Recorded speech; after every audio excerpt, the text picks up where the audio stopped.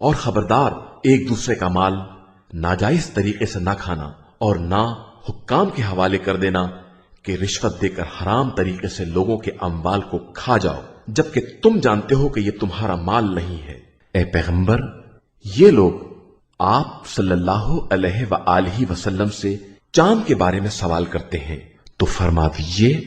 کہ یہ لوگوں کے لیے اور حج کے لیے وقت معلوم کرنے کا ذریعہ ہے، اور یہ کوئی نیکی نہیں ہے کہ مکانات میں پچھواڑے کی طرف سے آؤ،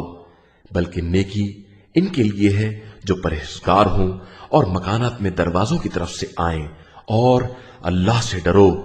شاید تم کامیاب ہو جاؤ۔ جو لوگ تم سے جنگ کرتے ہیں تم بھی ان سے رائے خدا میں جہاد کرو اور زیادتی نہ کرو کہ خدا